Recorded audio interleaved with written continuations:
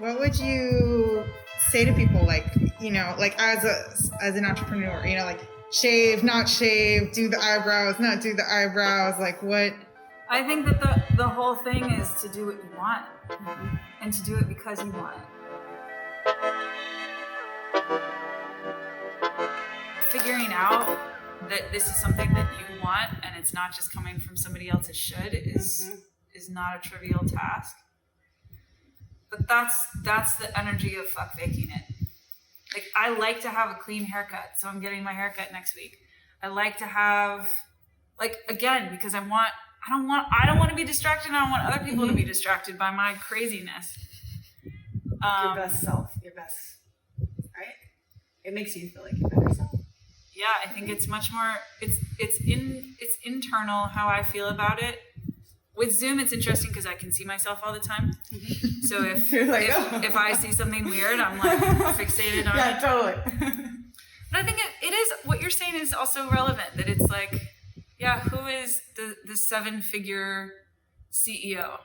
Where does she live? Does she get her eyebrows done? Does she shave her armpits? What kind of clothes does she wear? How does she do it? Like, those are the questions to ask. I dislike this part. I'm so sorry. It's your job. And to get like the internal feedback of.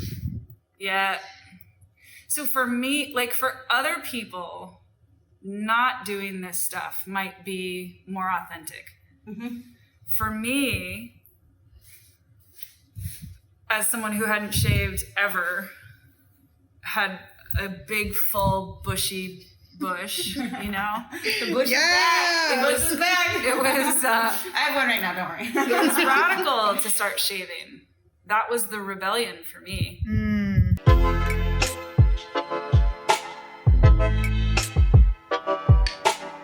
This metaphor of evolving from the child paradigm to the adolescent to the adult.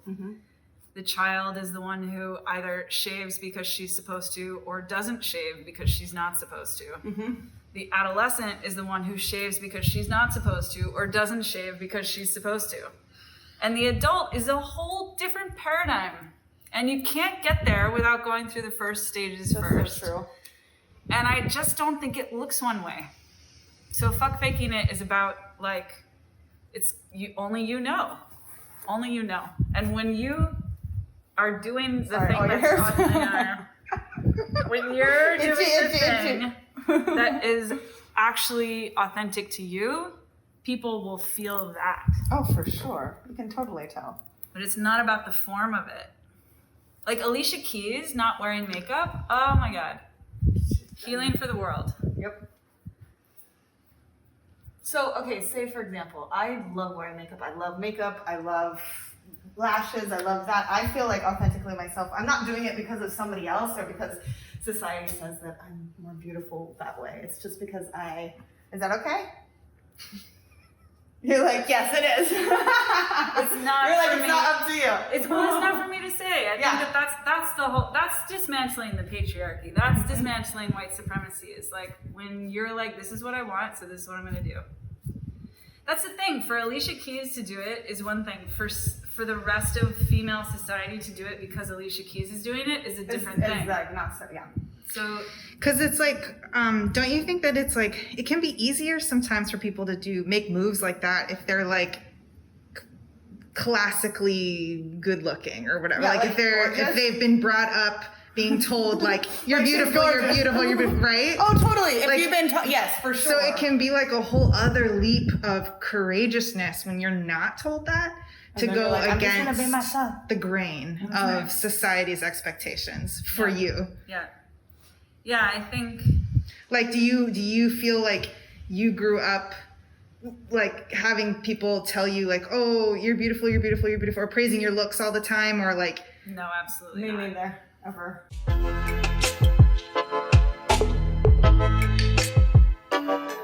I think part of why we decided to film this also is because of that video that Vogue did on AOC. Yes. And just hearing her talk about the revolutionary act of talking about beauty.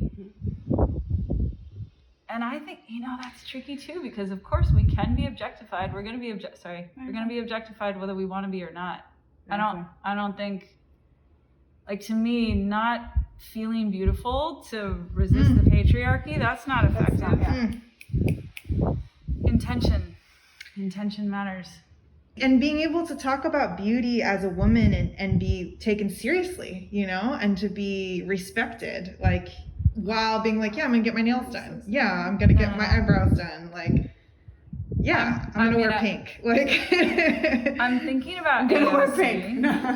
That's right. I'm thinking about AOC, who is so beautiful.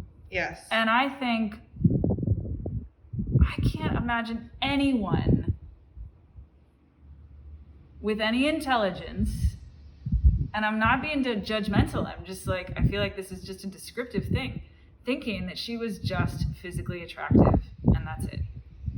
Like, in order to objectify AOC, you have to ignore so much of who she is.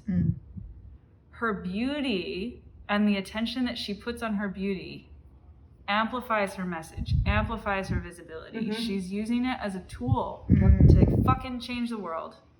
And I am so inspired by her. Holy shit. She's what reminded me that I can, like, be at peace with RBG'S passing.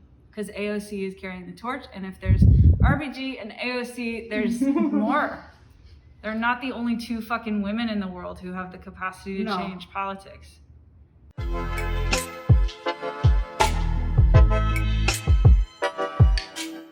I want to be careful, personally, of not putting so much weight on RBG that I then despair because she's passed. Yeah. It's like, that to me, that's a sacrilege to her contribution.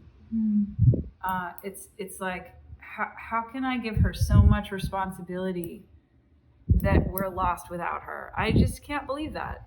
And it's when it comes to belief, we choose them, guys. We choose the beliefs that we have. So I get to choose to believe that we're lost without her, or I get to choose to believe that she's one of many, and that her departure from this world is calling forth, like, when you cut off one head and like 10 emerge, that's what I'm holding the vision for. Or from, like, sorrow, good things will happen, even though you can't see it in the moment. What other legacy could she possibly have been living for? That is the legacy that she lived for. That she not be the only one. You know how many people watched her movie after they had never, you know what I mean? Like, I had never seen that movie. Like, documentary? Or the documentary about her. I had never seen it. I mean, I knew what she had done, but that was just like, whoa. Mind blowing. Everything you